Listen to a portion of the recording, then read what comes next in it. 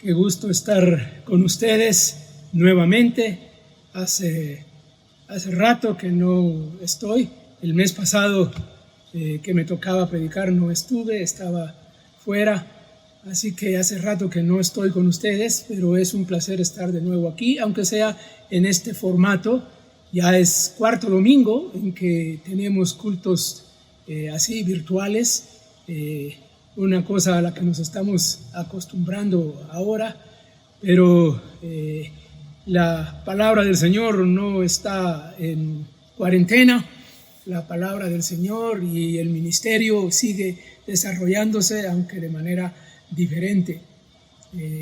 Como podrán notar, estoy en la oficina, aquí en el seminario.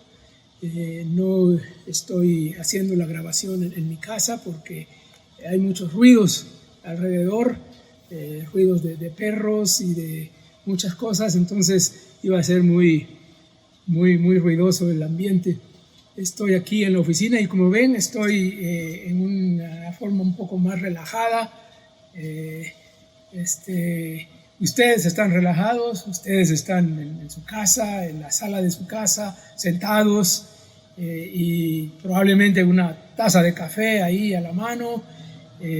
Así que vamos a tener un ambiente más informal y más relajado para que nos sintamos bien y podamos también en este ambiente seguir aprendiendo. Y vamos a seguir con nuestro tema. Por supuesto, la realidad que vivimos ahora nos va a hacer algunas conexiones con lo que está sucediendo ahora. Pero el tema básicamente es el mismo. Seguimos con el tema de Evangelio y cultura haciendo honor a mi vocación docente, voy a hacer un repaso. Hace rato que no nos vemos, así que seguro ya no se acuerdan de todo lo que hemos estado hablando.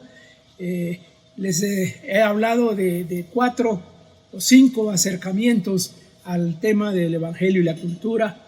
Desde el acercamiento de condenar la cultura, que dedicamos un buen tiempo a eso, a la crítica de la cultura, que es en donde estamos ahora justamente. Hoy seguiremos con ese tema, explorando algunas cosas más de la Biblia, pero entrando ya al mundo de la cultura nuestra contemporánea. También seguiremos después con el tema de consumir la cultura, luego con el tema de copiar la cultura y por último con el tema de crear la cultura. Esos son los temas que vienen por delante. Cuando entramos al tema de criticar la cultura, empezamos hablando de la diferencia entre condenar y criticar. Dijimos que condenar es rechazar lo que es evidentemente malo y en aquello en que prácticamente todos están de acuerdo, incluso los no creyentes. Y si acuerdan bien, mencionamos algunos casos de asuntos tanto de temas bíblicos como de temas contemporáneos. Cuando hablamos de crítica, estamos hablando de otra cosa. Nos distanciamos del criticón, aquel que cae mal porque solo está señalando lo malo y le llamamos un criticón. La crítica la hemos considerado como la emisión de un juicio. Es juzgar, es evaluar, analizar y evaluar con criterio, pero con criterio bíblico y teológico, que es lo que estamos intentando hacer en esta presentación. Eso implica que hay elementos rescatables en la cultura. Entonces, la crítica tiene que ver con evaluar aquellos aspectos positivos que podemos encontrar en la cultura nuestra, así como los aspectos negativos, y eventualmente rescatar elementos rescatables de la cultura nuestra, cultura en particular de nuestro país, pero cultura en general también. Entonces, seguimos hablando del tema de la cultura, de la crítica de la cultura, y en la parte bíblica empezamos hablando de ejemplos de Jesús, cómo Jesús criticó la cultura, su cultura. Hablamos del pasaje famoso de Mateo 23, donde Jesús, por un lado, condena a los escribas y fariseos, pero al comenzar ese discurso en Mateo 23, él reconoce el trabajo que hacen los escribas y fariseos al sentarse en la cátedra de Moisés y enseñar. Y Jesús reconoce que enseñan bien y dice, bueno, hagan y obedezcan lo que ellos dicen, pero no hagan lo que ellos hacen. Ahí hay un elemento de evaluación que Jesús está haciendo de la cultura religiosa de su época. Otro ejemplo de Jesús viene del famoso milagro de la curación del ciego de nacimiento. Y el versículo clave ahí, el versículo 39, Juan 9:39, donde Jesús mismo dice que ha venido para juzgar, ha venido para criticar.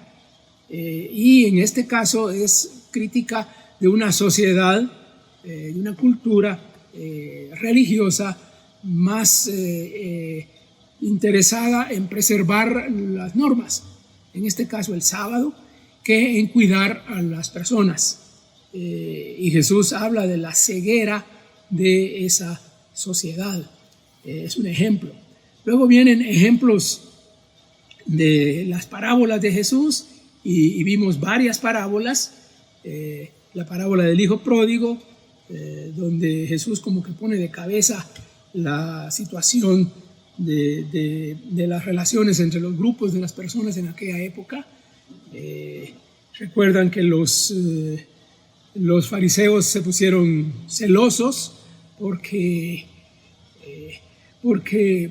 Jesús estaba con los publicanos y los pecadores, y que al estar con los publicanos y los pecadores ellos se sentían marginados, y contó la parábola del hijo pródigo en ese contexto. La otra parábola es la parábola del buen samaritano, muy bien conocida, en que Jesús usa el ejemplo de la persona menos indicada para la cultura judía y critica en ese sentido la cultura judía, y pone como malos ejemplos a los personajes más sobresalientes, los sacerdotes y los levitas, y pone como buen ejemplo a un samaritano. Ahí critica esa cultura poniendo ese ejemplo. Y la última parábola era la de Rico y Lázaro, donde también el tema de la riqueza, vista como una bendición de Dios, era parte de la cultura, y la parábola parece contradecir esa idea. Hay, en este caso, Lázaro, un pobre justo. Luego pasamos a ejemplos del apóstol Pablo. Quiero ir un poco más rápido para no detenerme demasiado aquí. Pablo criticando el sistema judicial romano allá en Hechos 16, después de su encarcelamiento en Filipos. Pablo pide que los magistrados hagan bien su trabajo y pone en evidencia que el sistema judicial romano no funcionó bien y lo critica. El tema de la carne sacrificada a los ídolos. Esta fue una de las, si se acuerdan bien, una de las predicaciones más anecdotarias, porque hablamos de nuestras festividades, hablamos de las ferias, hablamos de las comidas populares, hablamos de festividades nuestras, y cómo encaja eso con la enseñanza de Pablo, que critica y que no critica, qué se puede hacer, qué no se puede hacer en ese tema que mencionamos la otra vez. Si no se acuerdan, pueden ir a la página del internet de la iglesia y ahí está el sermón grabado completamente. Hablamos de la vestimenta y ahí también, usando el pasaje de 1 Timoteo 2, la crítica del ornamento y de la vestimenta ostentosa que usaban las mujeres de aquella época, y en general la ostentación a través de la vestimenta, y cómo es criticada y cómo eso es parte de nuestra cultura también ahora. Y hoy arrancaremos nuestro tema de hoy con otro tema, en realidad una autocrítica que Pablo le hace a su cultura religiosa de la que él mismo ha formado parte. Estamos hablando de una práctica, de un ritual muy importante en la cultura judía, que era la circuncisión. Y Pablo hace un análisis de esa práctica, él mismo siendo un judío, y está criticando la manera en que los judíos y los maestros de la ley habían interpretado la práctica, de manera que habían hecho de esa práctica la identidad del pueblo de Dios, y que de ahí dependía realmente toda la relación que ellos tenían con Dios. Y cuando viene la fe cristiana, entonces estos judíos estaban obligando a los gentiles que se iban incorporando a la iglesia a que también se circuncidaran para que tuvieran como que los mismos derechos que tenían los judíos, que llegaran a formar parte del pueblo de Dios, así como los judíos eran parte del pueblo de Dios, al grado que habían convertido la circuncisión en un requisito prácticamente de la salvación. Pablo entonces habla muy fuerte de eso, y en varios lugares lo hace. El texto que estoy usando como base es Gálatas capítulo 5, los versículos 2 al 6. Y si tienen sus Biblias ahí a la mano, pueden abrirlo ahí o escucharme. Dice este texto, escuchen bien, versículo 2 del capítulo 5 de Gálatas. Yo, Pablo, les digo que si se hacen circuncidar, Cristo no les servirá de nada. De nuevo, declaro que todo el que se hace circuncidar está obligado a practicar toda la ley. Aquellos de entre ustedes que tratan de ser justificados por la ley han roto con Cristo, han caído de la gracia. Nosotros, en cambio, por obra del Espíritu y mediante la fe, aguardamos con ansias la justicia, que es nuestra esperanza. En Cristo Jesús de nada vale estar o no estar circuncidado. Lo que vale es la fe que actúa mediante el amor. Bueno, aquí Pablo está entre condena y crítica, porque él mismo es un judío circuncidado. Y también dice que puede estar circuncidado o puede no estarlo. Y ese no es el punto. El punto es la fe en Cristo. Y ese es el tema de la epístola totalmente. Ya antes, en el capítulo 3, Pablo había dicho que, hablando de Abraham, porque los judíos eran hijos de Abraham y la circuncisión era la que los hacía y los identificaba como hijos de Abraham. Y Pablo dice, bueno, ¿quiénes son los hijos de Abraham? ¿Los judíos por ser judíos o los creyentes por ser creyentes? Y aquí lo vuelve a decir, es la fe. Eso es lo que nos hace hijos de Dios, no la circuncisión. Entonces Pablo realmente lo que está criticando aquí es el sistema legalista que habían desarrollado los judíos por un lado y luego los nuevos judíos cristianos que se habían convertido a la fe del Evangelio, y lo critica. Bueno, no voy a ahondar mucho más en eso, hay muchísimo que decir de esto y podríamos invertir todo el tiempo en eso. Lo que quiero es hacer una pequeña comparación con un tema nuestro, que posiblemente ha llegado a un nivel, tal vez no igual, pero algo similar. Nosotros también tenemos un ritual, una ceremonia de iniciación de la vida cristiana, que es el bautismo. El bautismo es parte de esas prácticas y esos rituales que fueron establecidas por Jesús. Jesús lo mandó, es un mandato de Jesús, cuando Él estableció la orden de ir por todo el mundo, predicar el Evangelio, y enseñando y bautizando a todos. Pero con el tiempo también se ha hecho de eso algo así como se hizo de la circuncisión en el pasado. Hoy se habla del bautismo casi como un requisito de salvación en algunos grupos. Hay algunos grupos que hacen eso y que dicen así, que el bautismo es eso, como un requisito de salvación. Es aquello que es eso lo que nos hace cristianos. Y no es eso. Aquí está muy clarito. Ni la circuncisión ni la no circuncisión. ni el bautismo. No es eso lo que nos hace cristianos. Lo que nos hace cristianos es la fe en Jesucristo. La fe en Jesucristo. Claro, la expresión de la fe viene en obediencia a un sinfín de cosas. Una de esas cosas es el bautismo, pero está en esa categoría. Así que, de veras, podríamos nosotros también como Pablo, como hacer una autocrítica de la manera en que nosotros hemos visto esta práctica y este ritual. Pero bien, el tiempo va corriendo y no quiero dedicar mucho más tiempo a este. Aquí concluimos la parte de ejemplos bíblicos en la sección de criticando la cultura. Lo que voy a hacer a partir de ahora, y me va a llevar no sé cuánto tiempo más, pero por lo menos en esta hora, quiero presentar unas ideas, unas reflexiones que son más mías, de ejemplos contemporáneos de la cultura que son criticados y que merecen ser criticados y que merecen ser evaluados de manera que podamos encontrar los lados positivos y los lados negativos. ¿Cuáles serían? Yo escogí algunos nada más.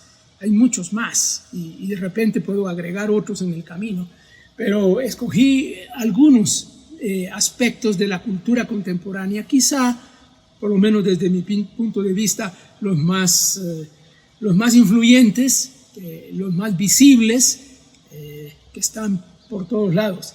¿Cuáles serían esos ejemplos contemporáneos?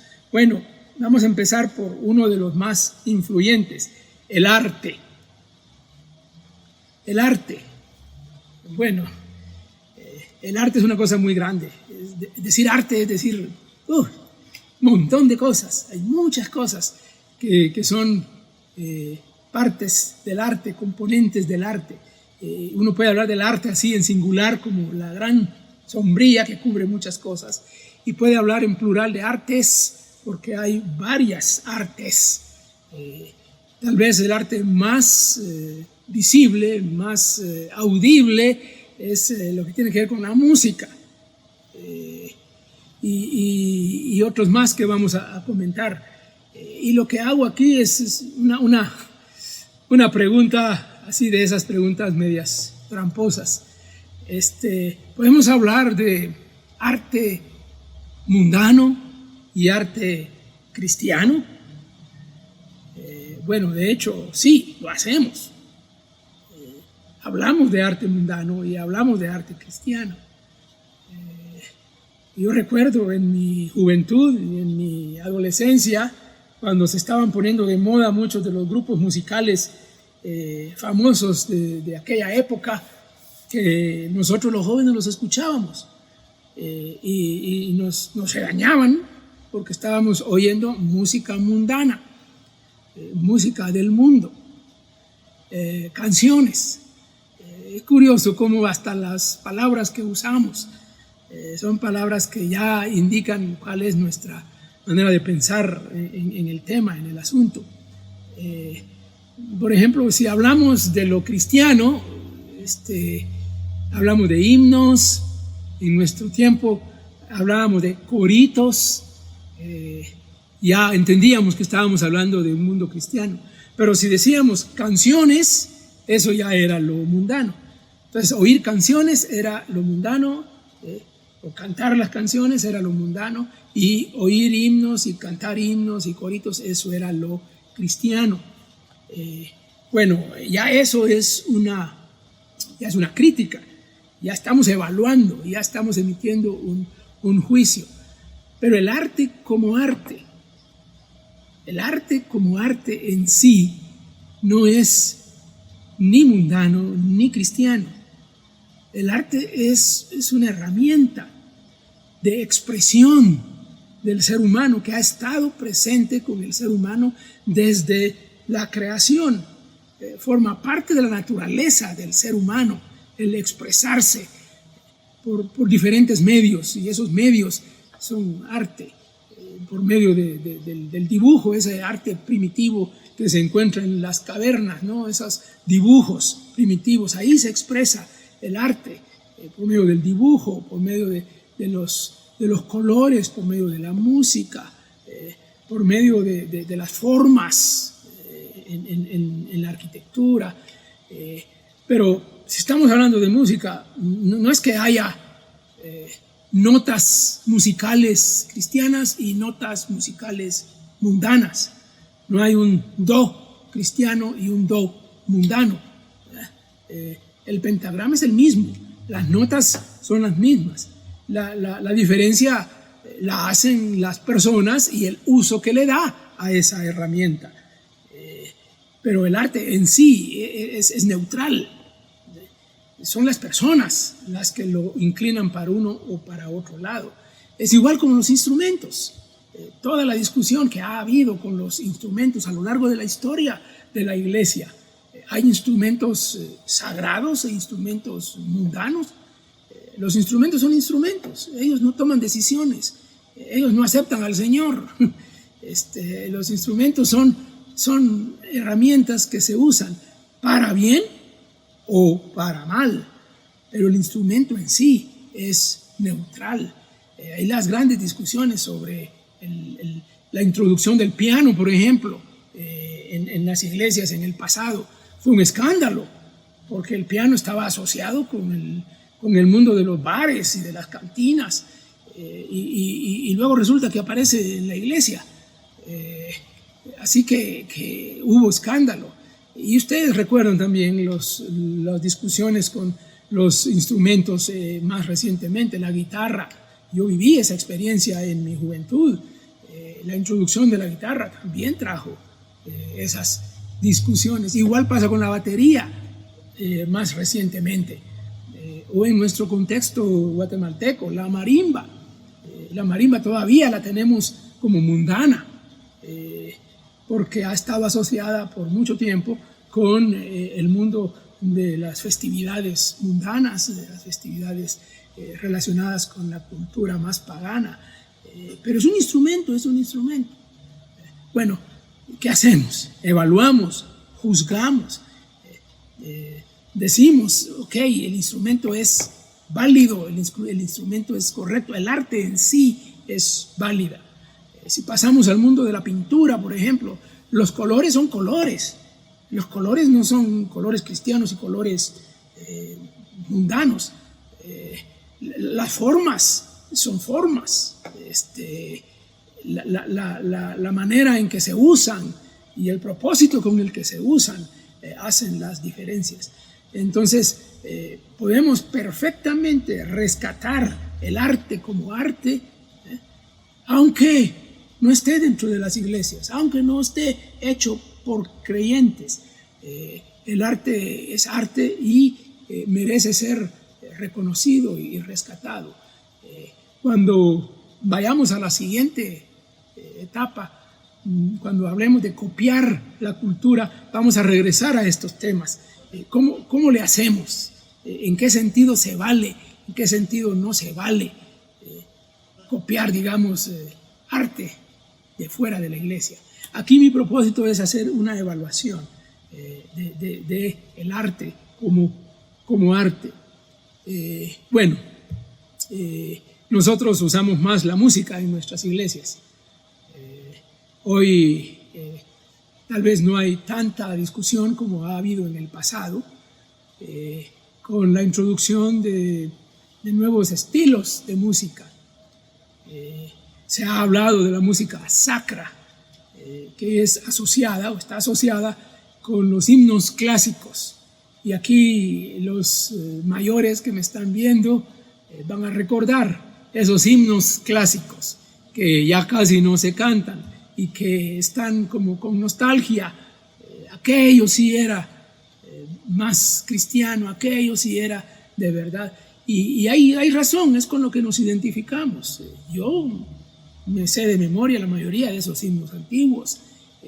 Tanto es así que cuando de vez en cuando los cantamos en la iglesia, yo me los canto de memoria sin ver la pantalla, porque están ahí, están grabados, son parte de nuestra identidad como cristianos de una época, cristianos de una generación. A eso se le ha llamado la música sacra. Hoy estamos hablando de música contemporánea, y esa música contemporánea está un poco relacionada con la evolución de la música en el mundo secular también, aunque hay diferencias. Interesante que hace 60, 70 años se condenaba ese estilo de música cuando nació en aquellos años en el mundo secular. Pero hoy estamos cantando más o menos en ese mismo estilo. No es que se ha mundanalizado la iglesia, es que las culturas van cambiando, las personas van cambiando, el arte va cambiando, la música va cambiando, y eso es parte de la realidad, parte de la cultura. Tenemos que tener el criterio suficiente para evaluar aquello, y por un lado no irnos de boca y seguir lo que sea solo porque está de moda y porque suena bien, sino evaluar, ejercer criterio para decidir. Todos aquellos que están en el mundo de la música, tantos muchachos jóvenes que ahora están tan interesados en la música en sí, que los animo a seguir. Yo veo que lo que ha pasado con el cambio en la música es una bendición, se ha renovado, pero podemos caer en el peligro de hacer de eso el fin de todo. Siempre ese es un medio para algo más, es un medio para adorar al Señor, no es un medio para exhibir talento, es un medio para adorar al Señor.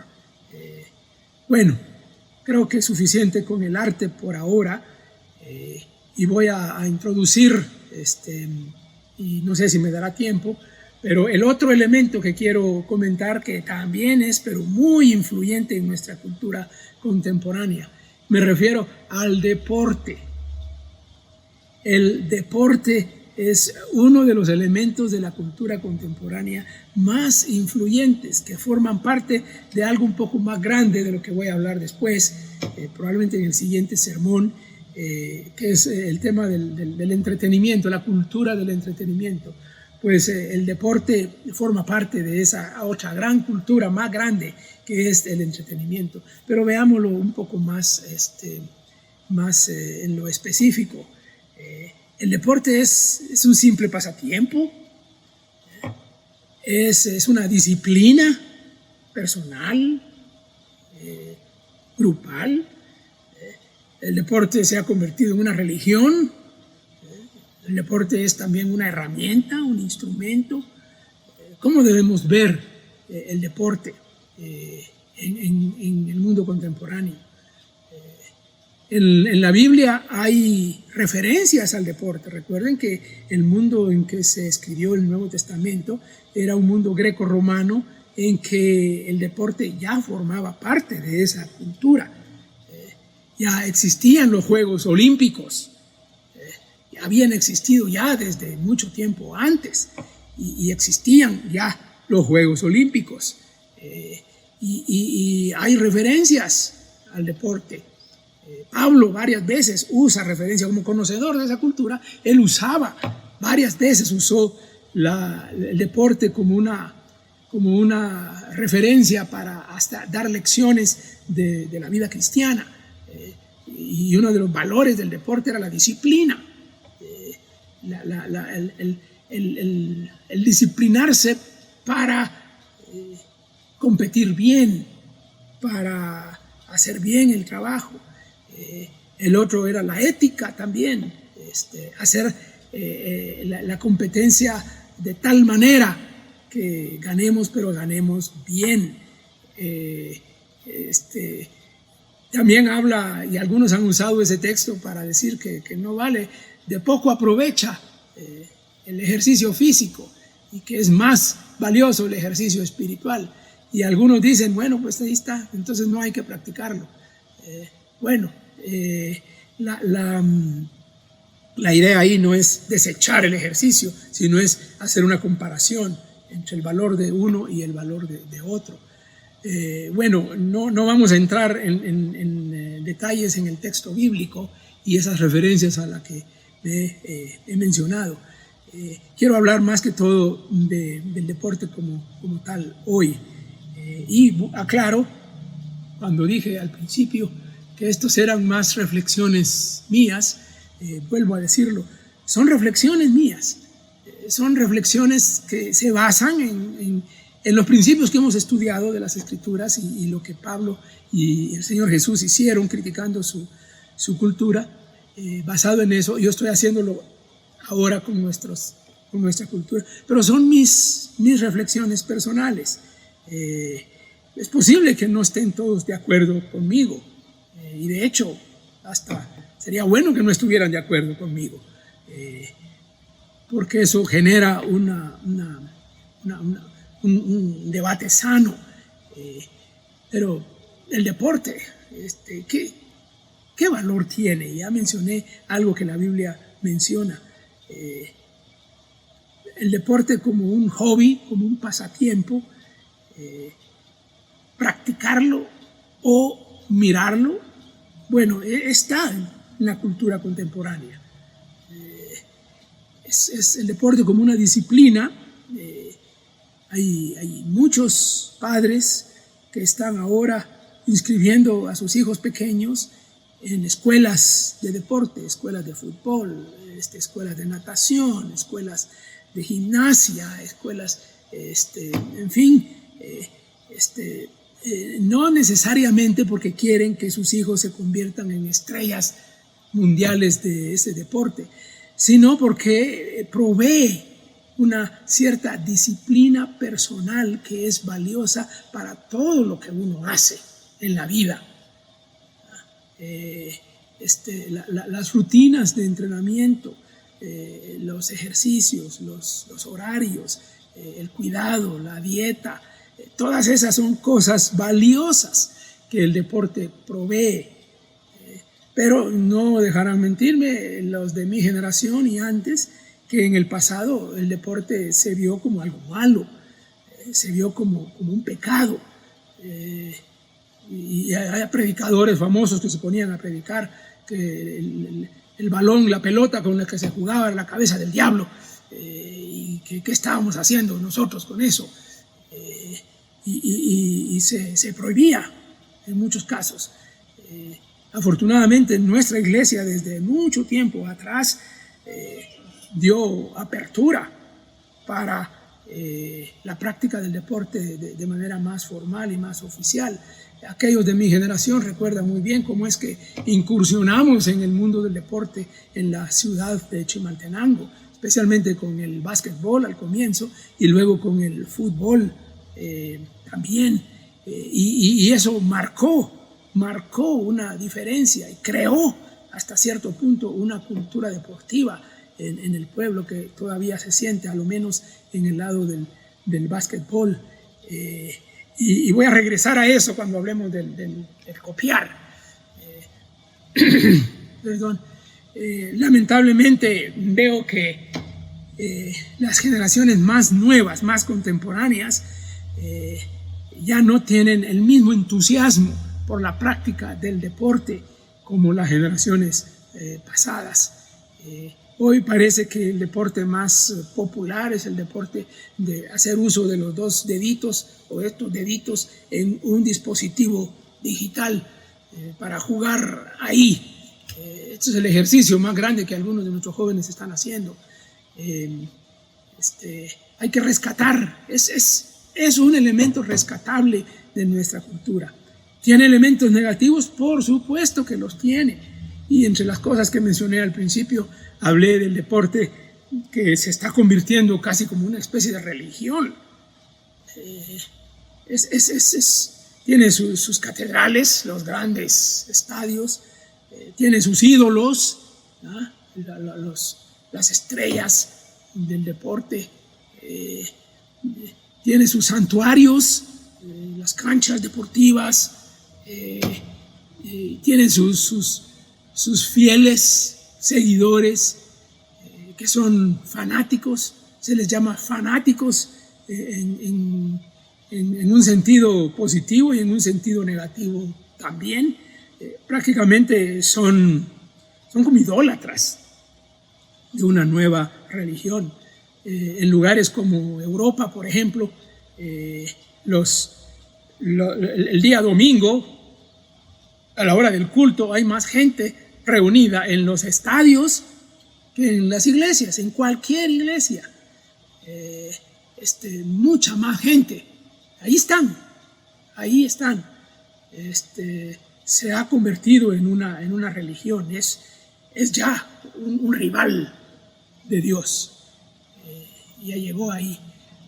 Por eso ahora están saliendo muchas reflexiones sobre el tema de lo que está pasando con esta cuarentena en la que estamos y que se han suspendido prácticamente todos los eventos deportivos de todo tipo, de todas las ligas profesionales de fútbol, de básquetbol, de béisbol, todas las grandes ligas profesionales se han suspendido porque el problema que estamos viviendo. Así que algunos están diciendo, bueno, Dios nos está mandando un mensaje, adoraban estos ídolos, adoraban este deporte y esta práctica, pues no los tienen. Ahora, ¿qué van a hacer? Igual está pasando con nosotros también, con los templos. Adoramos los templos, bueno, los templos están cerrados. Y ahora miren dónde estamos nosotros. Estamos en una pantalla de un televisor, de una computadora, de un teléfono celular. Bueno, el deporte llegó a endiosarse de tal manera que nos ha trastornado. Si yo quisiera entrar en un debate con ustedes, especialmente con las generaciones más aficionadas al deporte, por lo menos para mirarlo, y yo quiero entrar en una discusión grande, solo les digo quiénes son del Real Madrid y quiénes son del Barça, y ya se armó. Y se nos olvida todo lo demás, hasta se nos olvida el parentesco. Y se nos olvida prácticamente quiénes somos, porque nos hemos hecho pero tan seguidores y fanáticos que corremos riesgo. Ahí está, es una crítica, pero es rescatable. Y vamos a hablar más de ese rescate cuando hablemos del tema de la copia de la cultura. Pero bien, mis hermanos, el tiempo está ya terminando, está avanzando. No me va a dar tiempo para entrar en otros aspectos, pero se los menciono para que estén sabidos qué viene después. El tema del entretenimiento, la cultura del entretenimiento. Vamos a dedicar un poco de tiempo a eso. Luego viene el tema de los negocios. Me han oído hablar de ese tema, pero es un componente importante de la cultura contemporánea que ahí está. Es tan importante que hoy, en medio de esta cuarentena, estamos estamos en el dilema: ¿qué protegemos? ¿Protegemos la salud de las personas o protegemos la economía? Y si protegemos la salud, sacrificamos la economía. Y si protegemos la economía, sacrificamos la salud. Solo pensar en eso, imagínense. Cuando llegue a eso, quién sabe cómo estamos. Tal vez todavía estemos en cuarentena, tal vez ya no. Pero el tema seguirá siendo muy importante. Y por último, otro tema que veremos es el tema de la moda. Ya hablamos de eso, de la vestimenta en los ejemplos bíblicos, pero ahora hablaremos de la moda en el mundo contemporáneo. Y de repente, si la creatividad me viene, se me ocurren otros más ejemplos que podría ocupar. Así que, mis hermanos, qué gusto haber estado con ustedes. Es un placer poder compartir con ustedes por este medio y quiero despedirme con una palabra de oración. Padre, gracias por este tiempo que podemos compartir juntos, este tiempo un poco más relajado y más distante también, pero igual importante. Gracias por aquellos de mis hermanos que están conectados, que están viendo, escuchando, y por aquellos que no pueden hacerlo por alguna razón. Bendícelos, cuídalos, Señor, en este tiempo de crisis de salud. Protégenos, pero también, Señor, provéenos, que son las dos cosas que más nos preocupan en este momento.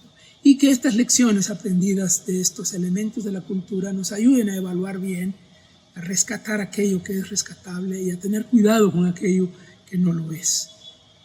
En Cristo Jesús oramos. Amén y amén.